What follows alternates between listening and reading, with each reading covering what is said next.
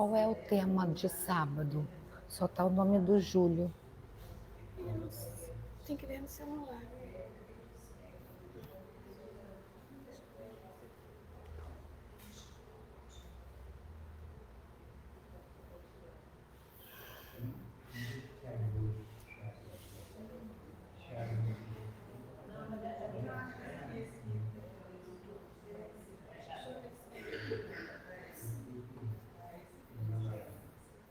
Boa noite a todos, sejam todos bem-vindos. Iniciar com algumas divulgações. Primeiramente, a gente faz os pedidos, né? A gente pede a doação de casca de legumes, frutas não cítricas, pó de café, casca de ovo, tudo isso para a gente, para a nossa horta, a horta da nossa casa, tá? Então, quem puder estar doando, é a campanha diária aqui da nossa casa, a gente agradece. Estamos também fazendo a campanha de colaboradores para a Rádio Rio de Janeiro. É uma rádio espírita, doutrinária. Ela tem o conteúdo, a programação é toda espírita. Nós temos músicas, temos entrevistas, palestras. Então, quem tiver interesse, quem não conhece, a 1400 AM, tá? É uma rádio muito, muito boa, muito interessante. Quem já conhece sabe, né? Lá na minha casa, fica lá na minha cozinha. Eu tô lá cozinhando, ela tá ligada, né? É muito bom, a programação é maravilhosa. Então, quem quiser, tiver interesse em estar ajudando a rádio, é só nos procurar no finalzinho da reunião que a gente explica como é que faz para se associar, tá? E nós teremos aqui na nossa casa, na próxima sexta-feira, no dia 15, a nossa confraternização de final de ano, em que todos vocês estão convidados a estarem aqui conosco, né? Nós teremos música, conversas agradáveis, edificantes, né? Abraços e comida também, comida natalina. Então, quem quiser estar aqui conosco na sexta-feira será muito bem-vindo a partir de 18h30, essa sexta-feira agora, tá bom? Então, estão todos convidados a estarem aqui. Hoje nós teremos aqui na nossa casa Jane, falando sobre os mistérios do amor. No próximo sábado, achou, Antônia? Não? No próximo sábado, nós teremos um convidado, que é o Júlio. Ele pertence a outra casa. Sábado, a nossa reunião é às 9h, inicia às 9h da manhã, tá? Nós não estamos com o tema aqui, mas depois a gente vai passar para vocês. Então, estão todos convidados também. E na próxima terça-feira da semana que vem, nossa irmã Rosa, que também é da nossa casa, falando sobre Cristo nasceu onde? Quando? Lembrando que o tema central do mês de dezembro é em torno do Mestre. A gente sabe que dezembro é o mês, né, que a gente comemora o aniversário do nascimento de Cristo, né? Então, são palestras voltadas para essa temática, ok? Então, vamos agora fazer a leitura da página de hoje, intitulada Jesus e os Amigos. É uma página psicografada por Francisco Cândido Xavier, pelo Espírito Emmanuel.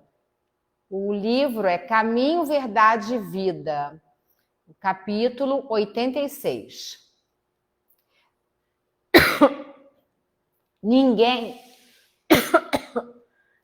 tem maior amor do que este, de dar alguém a vida pelos seus amigos. Palavras de Jesus, João, capítulo 15, versículo 13.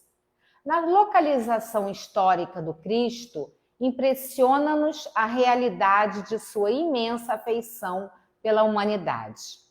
Pelos homens, fez tudo o que era possível em renúncia e dedicação.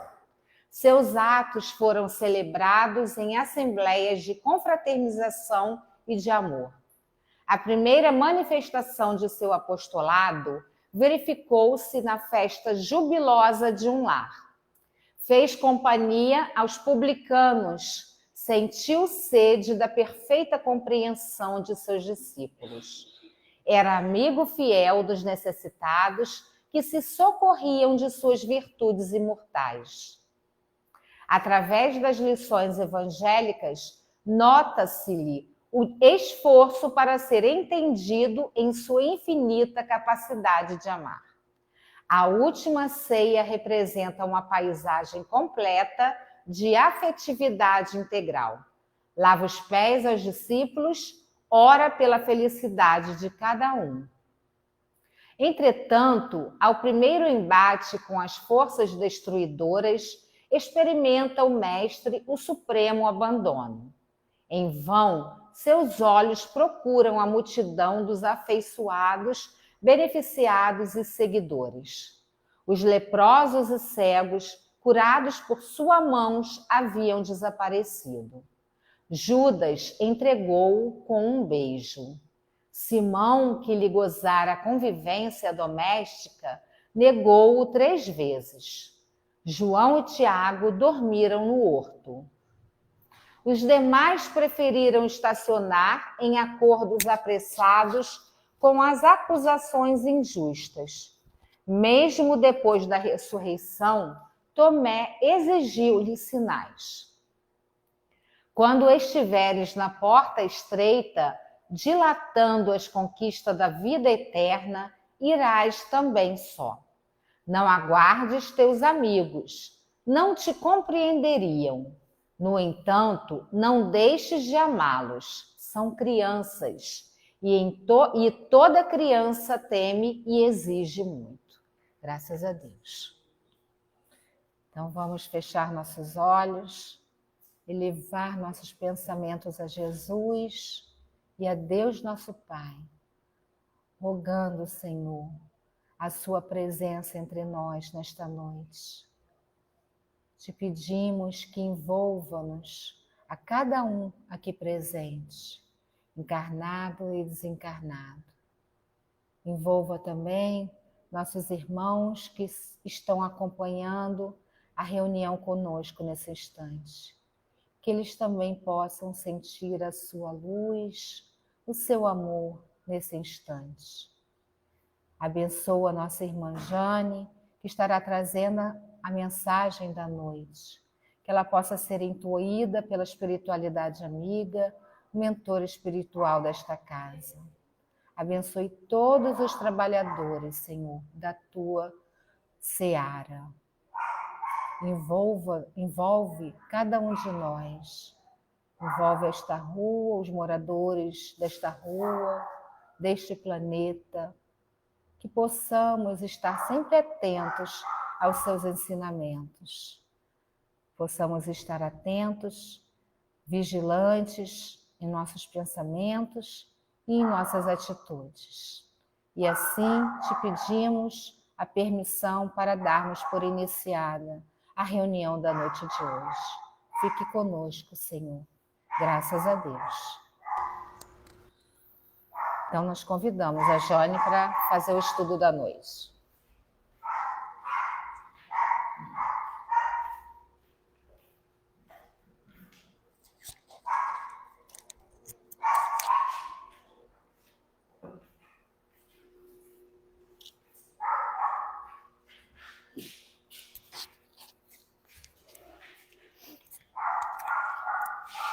Boa noite a todos.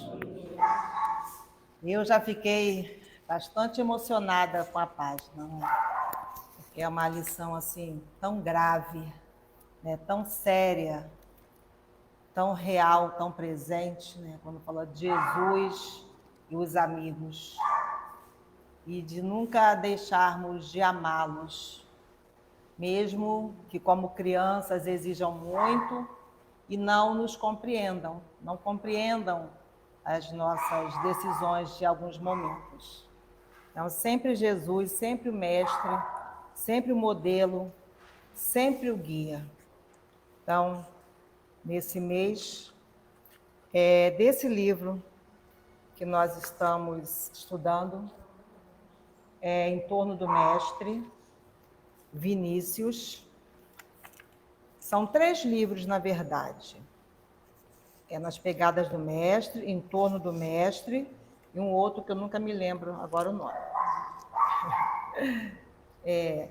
Nesse tema de hoje, vai falar sobre os mistérios do amor.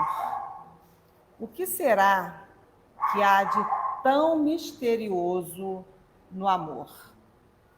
E não é apenas um mistério, porque está no plural, né? Mistérios do amor.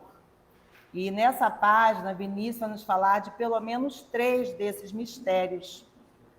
Algo que a gente pensa que já compreende, que já sabe, e às vezes até de uma forma mais ousada.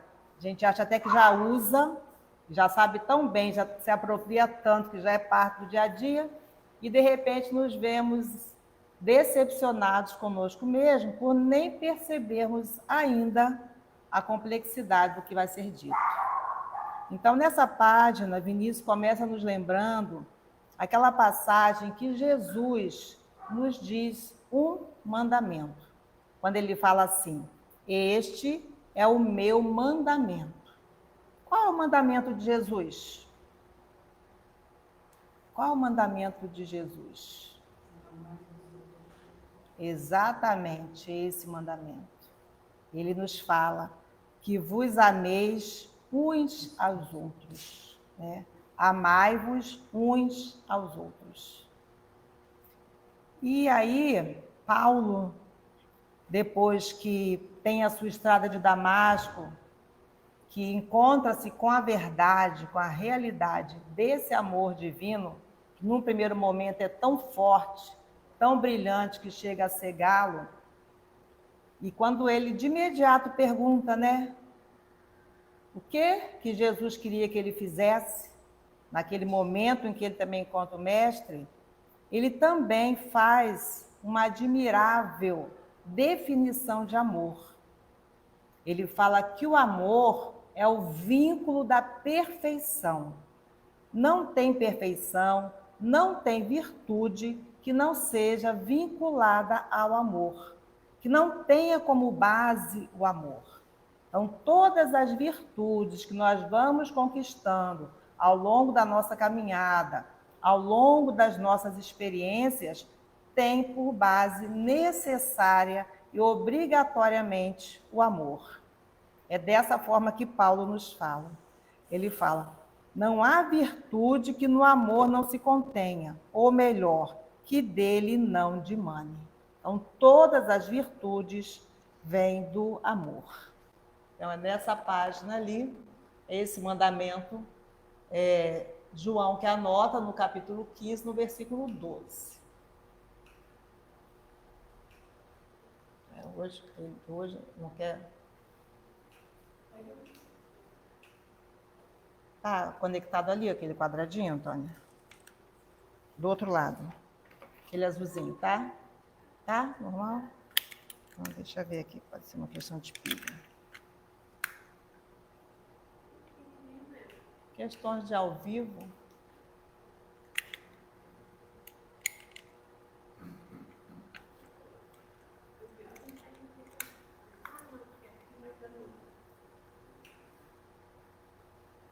Manda ele aí, depois a gente vê.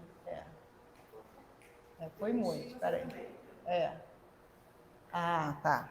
Aí, continuando na página aqui, vem falando assim do primeiro dos mistérios. Quando Vinícius coloca, o amor é o mistério dos mistérios. Então, o amor é o mistério dos mistérios. Quem o entende? Quem o define? João, o apóstolo, definiu com o indefinível, dizendo, Deus é amor. Então, João, para definir o amor, usou o que para nós é ainda indefinível, que é Deus. Então, João fala, Deus é amor. Mas nós já definimos Deus? Mesmo quando Kardec, na primeira questão de O Livro dos Espíritos, coloca, né, que é Deus, pergunta que é Deus, e a resposta vem falando sobre, né, essa inteligência suprema, a causa primária, primeira de todas as coisas, ainda assim, para nós, é indefinível. E quando vem Jesus e nos reitera que Deus é nosso Pai, já começa a clarear um pouco mais a questão de Deus para nós, porque nos aproxima, nos familiariza com Deus como Pai. Só que falar que Deus é amor, para nós também é definir o amor com algo que é indefinível. Por isso fala desses mistérios aí. Uma das particularidades misteriosas do amor é atingir e interessar a todos os seres, do mais vil ao mais nobre e elevado, do mais rude e ignaro ao mais sábio e mais santo. Cada qual o vê por determinado prisma, o sente sob modalidades várias. Não obstante, o amor é uno e indivisível. Então, fala dessa particularidade misteriosa aí, que o amor interessa a todos. E algumas vezes nós temos a tendência de achar que aqueles nossos irmãos que ainda estão fazendo a opção pelos erros, pelos equívocos, pela violência, que eles não amam, ou que eles não nutrem nenhum amor por nada, nem por ninguém. Algumas vezes a questão é tão séria, de uma violência tamanha, que a gente chega a ter certeza de que aquele ser, mesmo sendo um irmão nosso, não tem nenhum amor em seu coração, que não é verdade. Não é verdade, porque o amor, ele é indivisível, é uno, tem particularidades, e por mais rude, há amor ali. Ainda que seja um amor equivocado, um amor devotado apenas a um ser, a uma coisa, a um ser que pode ser animal, que pode ser humano, a algo, a um objeto, mas de alguma maneira existe amor ali, por mais rude que seja. Há um equívoco, mas há ali um amor. E na literatura trazida por André Luiz, são diversos os exemplos, que geralmente, qual é o amor que acaba convencendo aquele irmão nosso, que está num caminho bastante equivocado, atrapalhando muito a vida de outros irmãos? Qual é o amor que costuma despertá-los para eles mudarem a direção dos seus caminhos? O amor fraterno? Não chega a ser o fraterno, porque irmãos, eles estão ainda ali atrapalhando. Mas a palavra parece com fraterno. Só muda o comecinho dessa palavra. É o amor materno. Então, por mais rude que aquele ser seja, por mais equivocado que ele esteja, quando o amor materno o acolhe, aproxima-se dele, normalmente começa ali uma mudança, uma transição importante. Isso falando lá no plano espiritual, aqueles irmãos que ainda se dedicam a prejudicar o outro, encarnado ou desencarnado também. Então, há amor naquele ser. Aí me lembrei agora também daquele exemplo do Máscara de Ferro, que foi um perseguidor de Divaldo Franco por muito tempo, né? Muito tempo ele não dava trégua para o Divaldo, estava sempre ali obsidiando, né? Tentando atrapalhar a obra do Divaldo Franco. E numa noite aí de chuva, Divaldo Franco recebe na casa dele, né? Na casa dele que eu falo, na Mansão do Caminho, um bebezinho que é deixado sob os cuidados dele. Ele disse que era um bebezinho bem feio, por sinal, né? Não era um bebê, assim, era um bebê bem feio. E ele pega aquele bebezinho, olha, acha mesmo que ele também não é lá tão belo, mas acolhe e cuida dele. Então, qual não foi a surpresa quando Máscara de Ferro, que era o espírito que obsidiava Divaldo Franco, ao ver o gesto de Divaldo, fica enternecido, fica até surpreso e fala: você vai cuidar desse bebê? Você vai amá-lo? O Divaldo falou: cuidar, eu já o amo. Então, nessa hora, Máscara de Ferro revela a ele que aquele bebê é a sua mãe reencarnada. Então, quando Divaldo acolhe amorosamente a mãe daquele perseguidor, ele dobra-se também ao amor. Então, ele tinha esse amor pela mãe. É por isso que fala, por mais rude o ser, existe amor. Porque é a essência. Essa é a nossa essência. Então, coloca aqui, ninguém sabe o que o amor diz ao sábio, nem o que diz ao simples. Não se sabe igualmente como se acomoda nos corações delicados e nas almas rudes, nos temperamentos dóceis e nos genes arrebatados. O fato é que o amor invade todos os arcanos da alma humana, seja esta ou seja aquela. Então, o amor invade todas as almas. Não importa o nível evolutivo daquela alma. Claro que quanto mais evoluído, mais sublimado é esse amor. Mas mesmo aqueles que estão ainda lá no comecinho da sua evolução, já traz em si, em germe, o amor. E as oportunidades, as experiências vão nos servindo para que esse amor, né, floresça, cresça, se expanda e passe a fazer o papel dele, que é de servir de base para tudo. Aí ele coloca assim: é erro supor-se que os maus se acham desprovidos de amor. Esses exemplos que eu dei. É um erro achar que aqueles que ainda estão no mal não têm amor. Tem sim. Devotam um amor a algo que seja, às vezes até um objeto, né? E é interessante também que algumas falas dizem que essas pessoas que se dedicam a amar os animais, a cuidar, né, a se preocupar, inclusive com os animais que estão em condição de debilidade, né, que vão dar muito trabalho e até às vezes poucas alegrias, esse já tem transbordando o amor.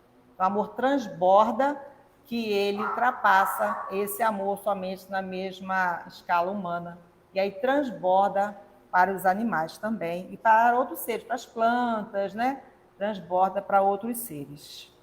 Descrever o amor é descrever a perfeição. Só pode descrever a perfeição aquele que é perfeito. Tem alguém perfeito aqui? Porque pode ter alguém perfeito. E certamente, se tem alguém perfeito aqui, entre os encarnados, tá? Porque desencarnados tem mais chance de ter perfeitos. Se tem alguém perfeito aqui, não vai se entregar, não vai falar, eu sou perfeito. Porque se falar, eu sou perfeito, já perdeu parte da sua perfeição. Porque quanto mais perfeito, mais humilde. Então, não vai se declarar assim para ser visto como perfeito. Então, para descrever o amor, é o mesmo que descrever a perfeição. Como nós não somos perfeitos, nós não temos condição de descrever de fato o amor. Tudo que nós tocamos com os traços da nossa imperfeição. Por isso, tudo que fazemos ainda não é perfeito. Espero não estar ofendendo ninguém, não sai ninguém magoado. Não, mas eu faço um bolo perfeito. Não, mas eu faço uma limpeza perfeita. Não, mas eu escrevo um texto perfeitamente. Tudo tem nosso traço de imperfeição. Alguma coisa ali não beira a perfeição, porque não temos ainda essa condição. Mas o que nós podemos, e mais do que podemos, devemos estudar, é o amor. Devemos estudar o amor de duas maneiras. Como um astrônomo, né, estuda o imensamente grande, estuda as galáxias, estuda os planetas, estuda a imensidão, e também, ao mesmo tempo, estudar o amor como os que usam ali o microscópio, que estudam o infinitamente pequeno. Porque o amor tem essa condição de, ao mesmo tempo, ser infinitamente grande e infinitamente pequeno. E é preciso analisar o amor, porque essa análise do amor como infinitamente grande e infinitamente pequeno, mas não o amor em si, mas a presença dele, está ali no infinitamente pequeno e está na imensidão. É porque ele pode ser pequeno ao mesmo tempo e, às vezes, no pequeno gesto, numa pequena fala, num abraço, num olhar, o amor vai estar sendo colocado ali. São gestos pequenos, às vezes à vista dos que estão de fora, mas que é todo pautado no amor. Vinícius coloca aqui nesse texto o exemplo daquela viúva que deposita timidamente uma pequena moeda no gasofilácio, lá na entrada do templo. Gasofilácio era um recipiente, um local, onde se depositavam ali as ofertas, em dinheiro para o templo. Então, aquela viúva chega timidamente e coloca tudo o que ela tinha. É um pequeno gesto de amor, porque ela põe o que poderia lhe fazer falta, que era tudo que ela tinha, e coloca timidamente, provavelmente sentindo vergonha, porque aqueles que se julgavam maiores e mais poderosos faziam questão de jogar as moedas assim do alto, olha, para que fizesse bastante barulho, para que as pessoas até se voltassem, porque vamos imaginar, está ali na frente o depósito para as ofertas. Aí a pessoa chegava, botava bastante até do alto, assim, para fazer muito barulho, para que todos pudessem ver como era generoso, como estava fazendo depósito.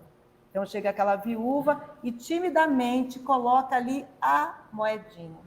Esse, para aquele momento, é um gesto de extremo amor, porque ela colocou ali tudo que ela tinha e até o que lhe faria falta.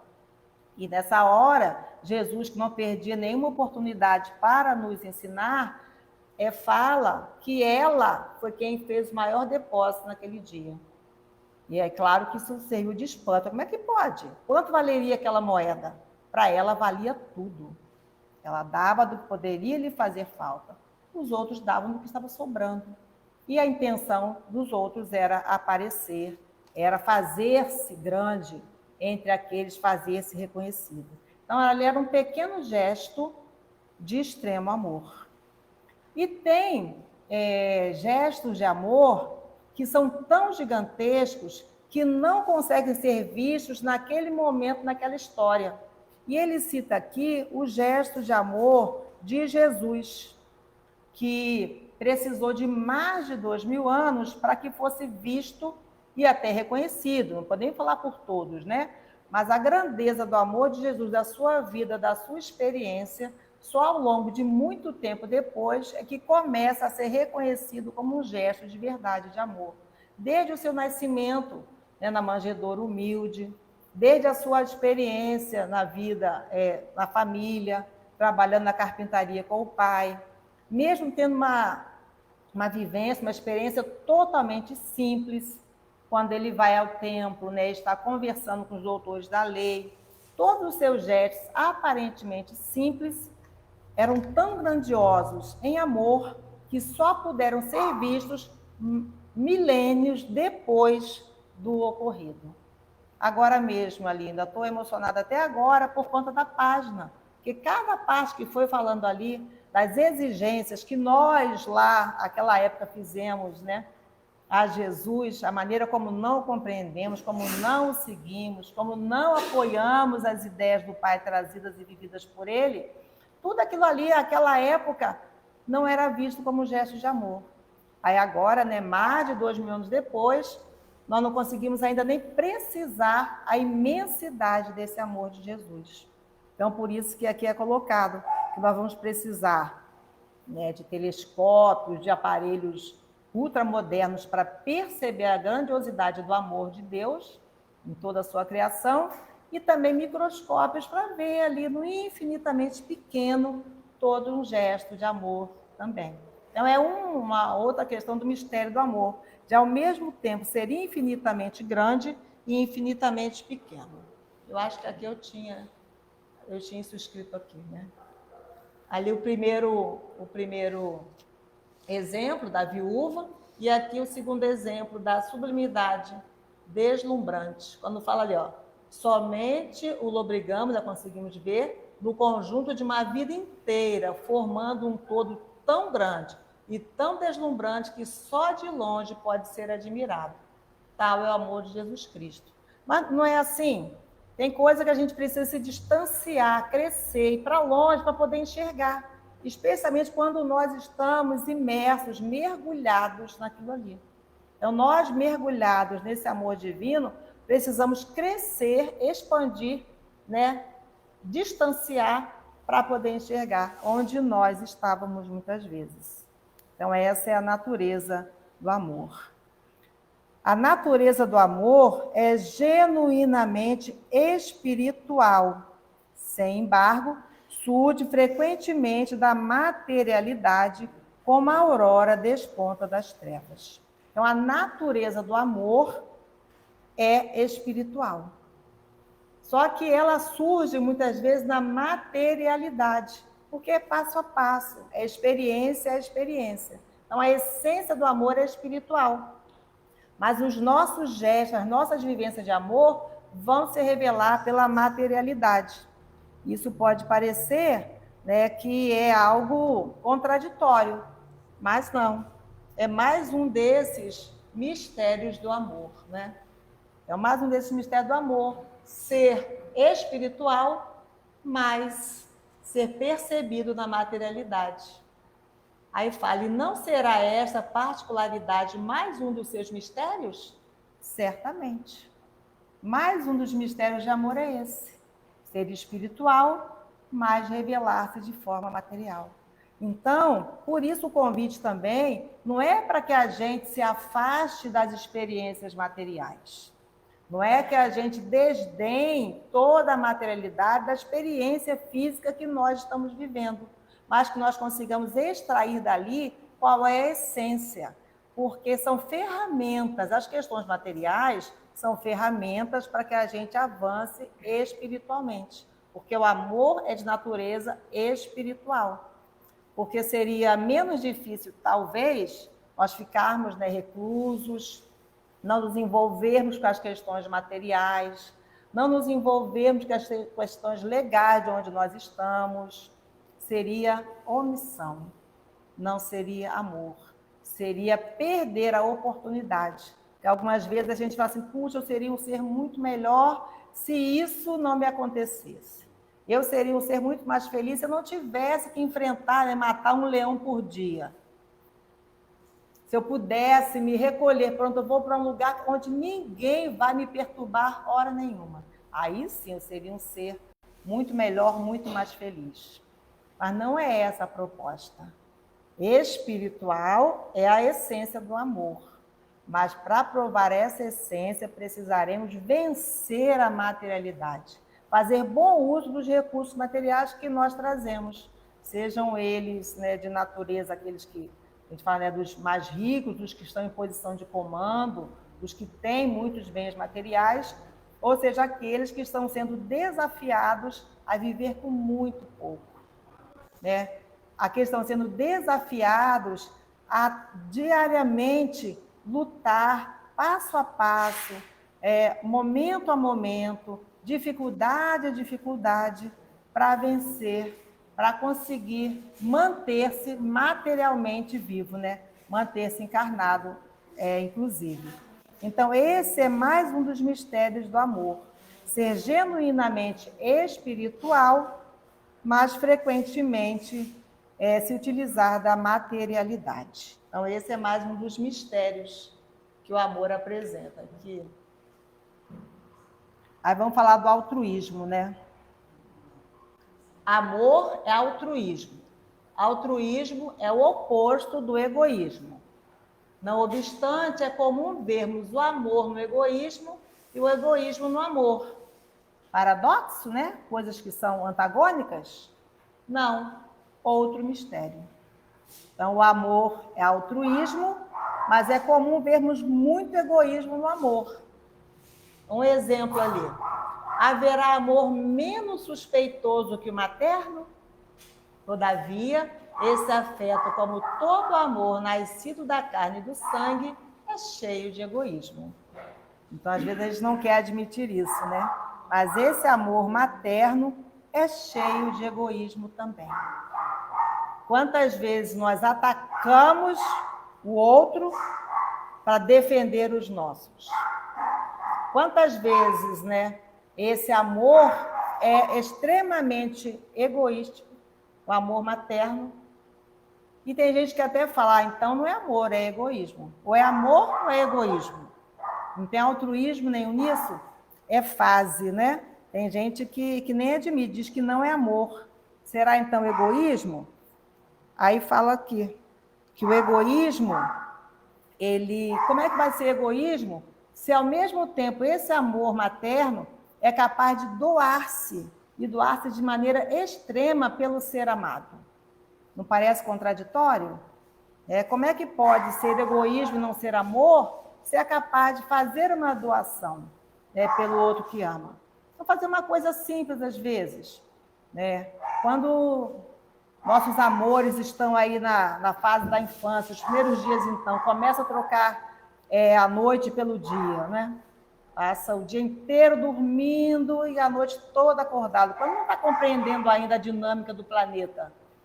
Então, a abnegação, a dedicação, né, o cuidado que se tem com aquele ser que amamos.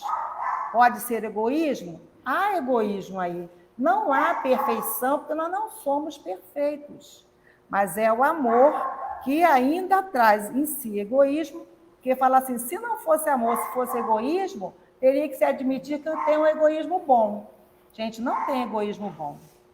Egoísmo, né, junto com orgulho, é aquela chaga que o Evangelho diz que tem que ser extirpada de nós. Então, não é egoísmo, é amor. Só que é um amor que ainda não é perfeito. É um amor, é um princípio do amor. Mesmo nesses gestos egoísticos, vemos ali o princípio do amor. A gente começa amando, né, os consanguíneos, você vai amar aqueles que não são consanguíneos, mas que afetivamente se aproximam de você. Você vai começar a amar aqueles que defendem as mesmas causas que você defende. A questão é que, como não somos perfeitos, a nossa forma de demonstrar esse amor também não é perfeita, por isso fica cheio de egoísmo. E aqui, quando ele coloca esse exemplo como o amor materno, porque também ouvimos muito, e é verdade, que esse é o maior amor, que o amor materno é o amor que mais se assemelha ao amor de Deus. No nosso nível, né? No nosso nível, somos capazes de coisas inimagináveis em defesa daqueles que amamos. Mas, muitas vezes, não conseguimos extrapolar esse sentimento, por ele ainda não ser legitimamente amor. Então, não tem egoísmo bom. Se não tem egoísmo bom, é um princípio de amor. É o amor ali se desenvolvendo. E eu lembrei de um caso, que também tem na literatura espírita, não sei agora qual livro, mas que fala daquela pessoa, se não me engano era um homem, que ele estava desencarnado. São histórias, né, que vão ilustrar o nosso entendimento. Ele desencarnado, os amigos do bem procuravam algum gesto bom que ele tivesse feito, né, na vida, que pudesse ajudá-lo a sair das trevas em que ele se encontrava. Então, vasculhavam, né, ali, passava a ficha corrida dele, da vida, e não achava nada que ele tivesse feito de bom. Mas aí os mensageiros do alto foram procurar, com bastante vontade. E aí encontraram um certo dia que ele fez um carinho num gatinho.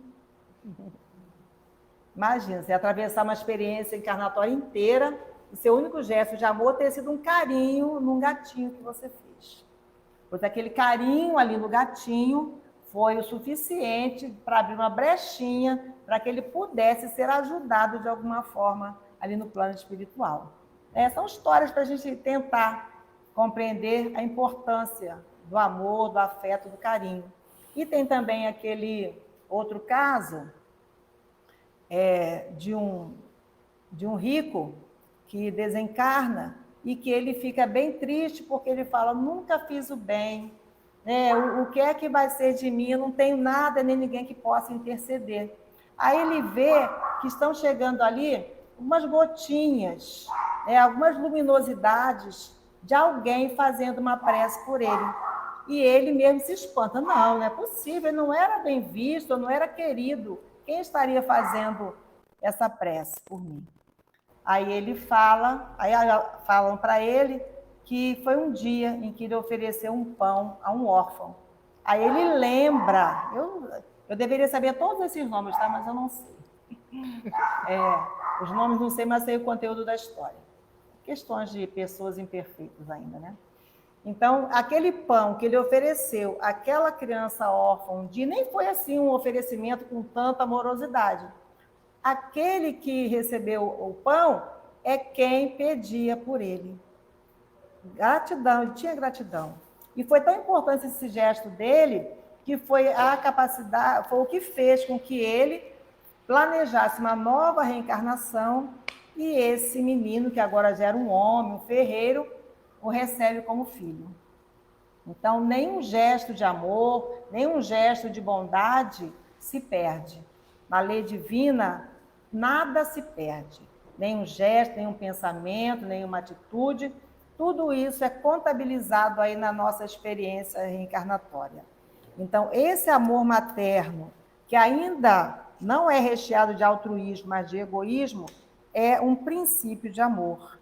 E ele coloca aqui também, fazendo uma comparação entre o fogo e a luz. Ele fala, o fogo destrói, a luz ilumina. O fogo abrasa e consome, a luz suaviza e dulcifica. O fogo arrebata, a luz acalma. O fogo é a violência, a luz é a clemência. Contudo, é inegável que no fogo há luz e que na luz há fogo.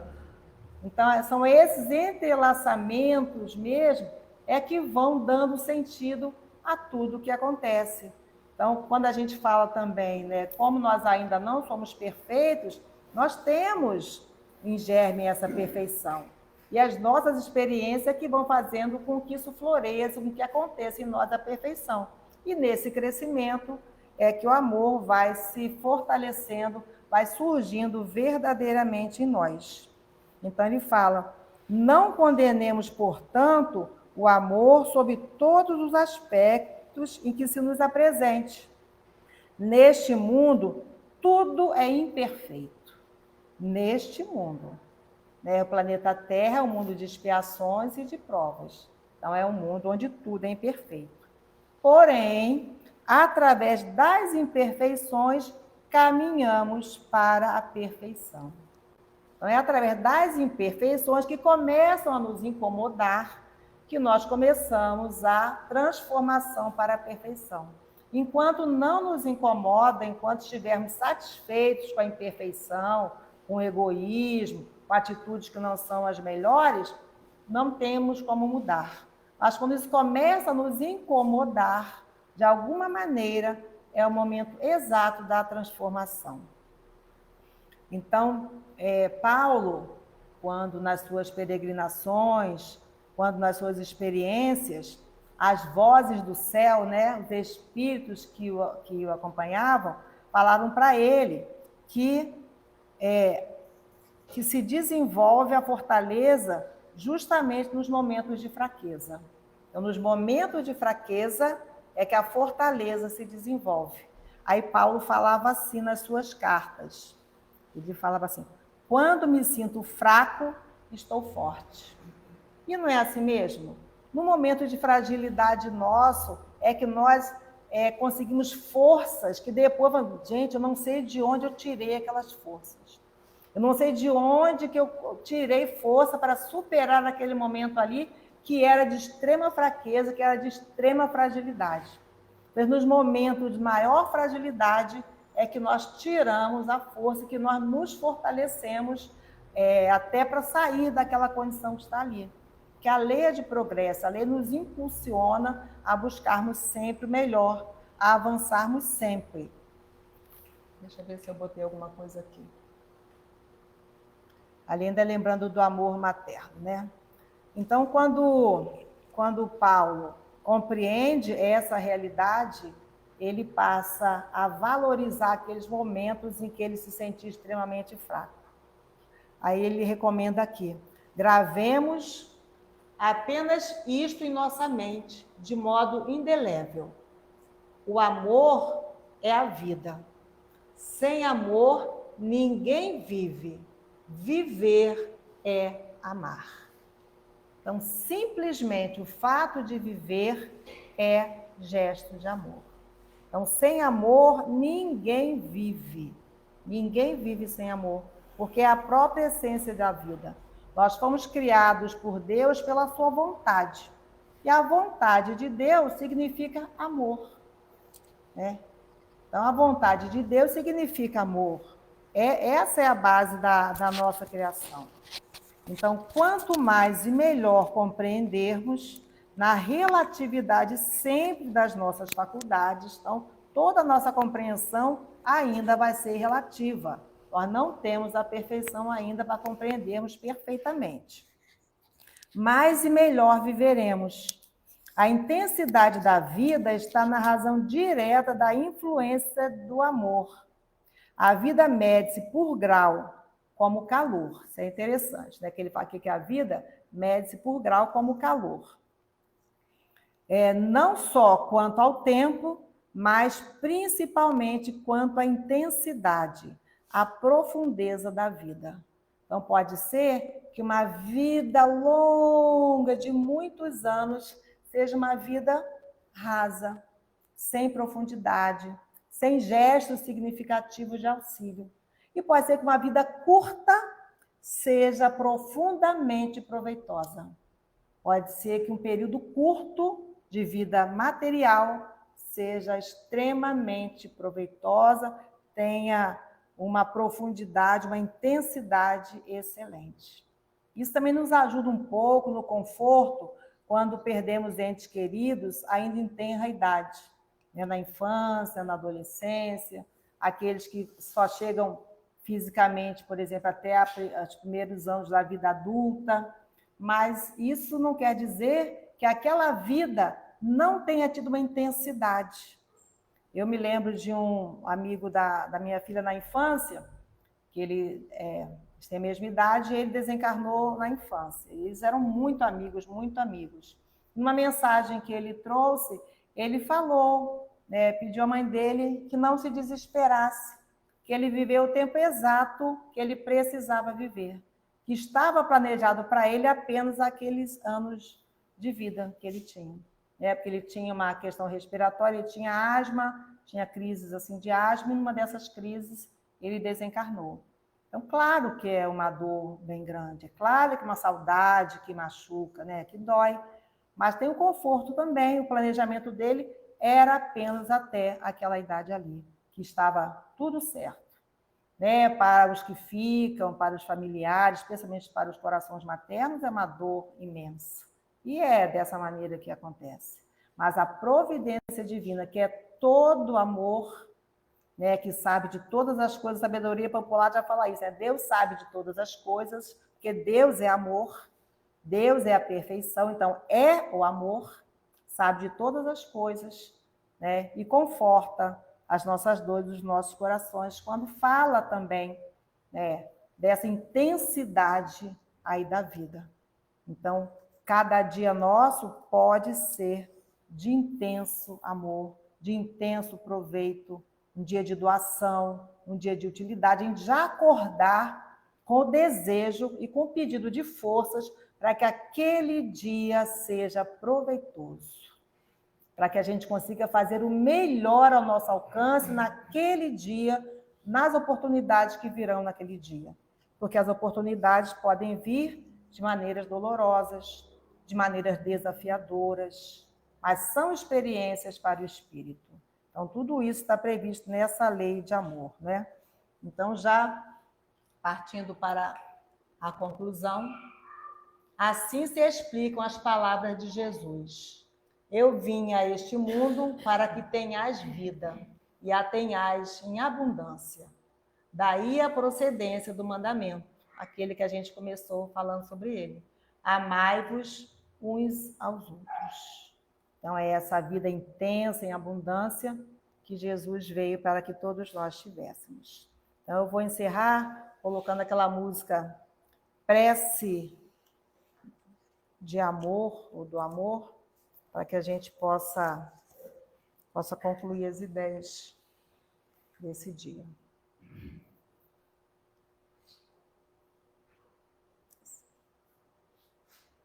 Se não tiver minimizado, está aí.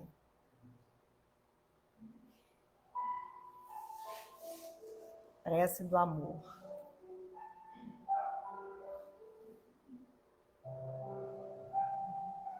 Podia apagar essa aqui, né, Antônio? É a segunda daqui para lá.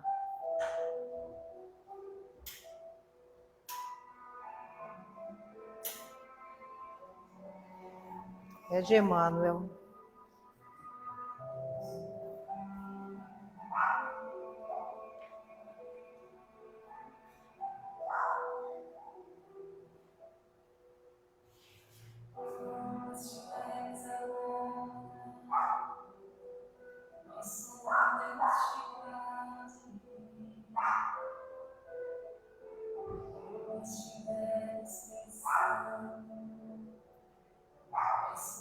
Deus te use.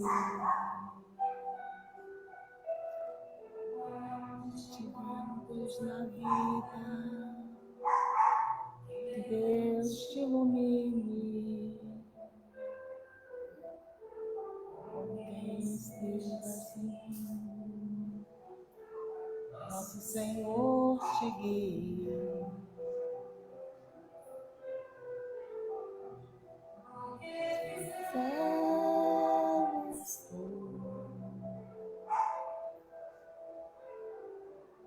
Peço ao bom Deus que possa te amparar em cada passo teu. A mão de Deus irá te abençoar.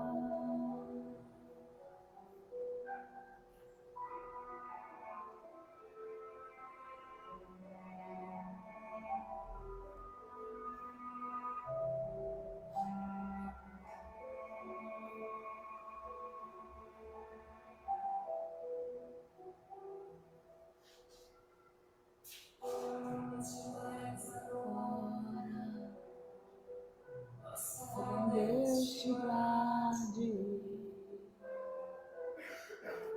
quando estiveres pensando, com Deus te use,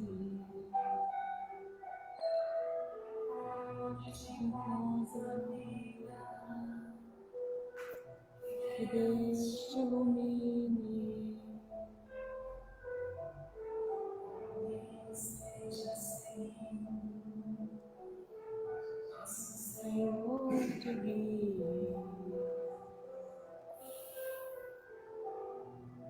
No que fizeres tu, peço ao bom Deus que possa te amparar.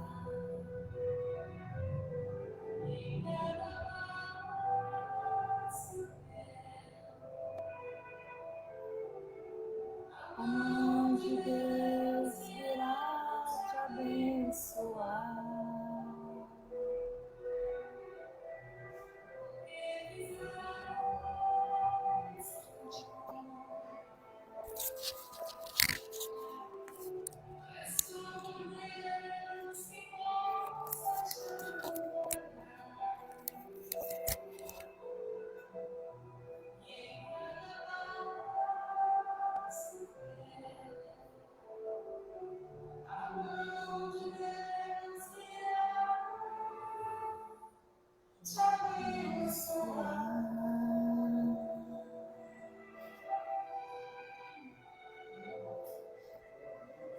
Então, que Deus nos abençoe a todos. Assim seja.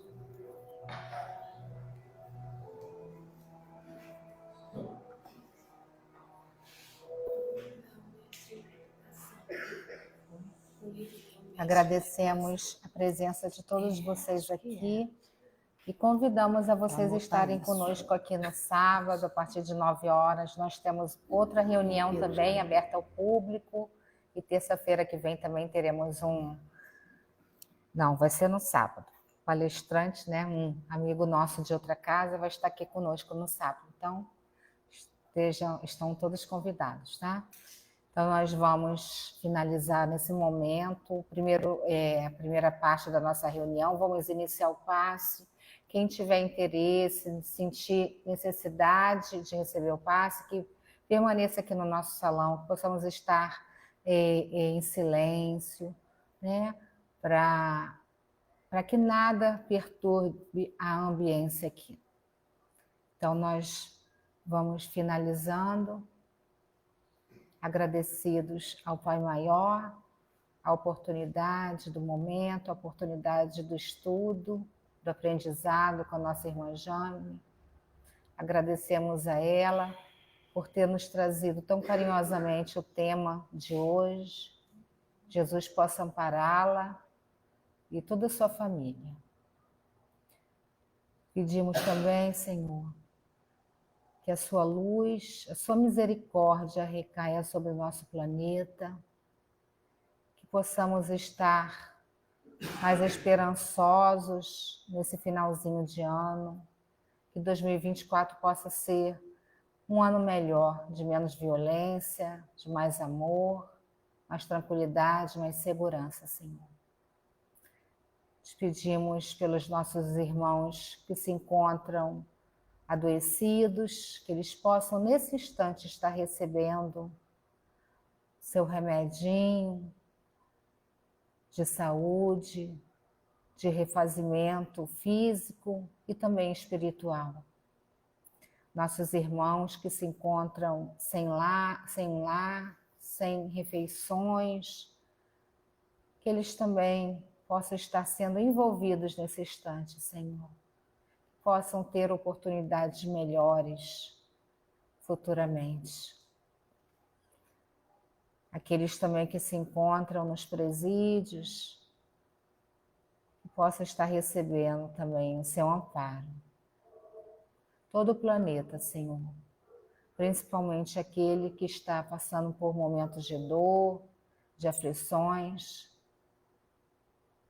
possa ter dias melhores. Abençoe os trabalhadores da tua seara, desta casa espírita, os encarnados e desencarnados. Abençoe também o momento do passe. Os trabalhadores que estão lá estarão trabalhando e todos aqueles também que estarão recebendo. Que possam sair daqui hoje melhores, se sentindo mais dispostos, com os pensamentos mais leves, mais positivos, mais reflexivos diante do estudo da noite. E assim te pedimos a permissão, Senhor, para que possamos dar por encerrado o primeiro momento da reunião da noite de hoje. Fique conosco, hoje, agora e sempre. Graças a Deus.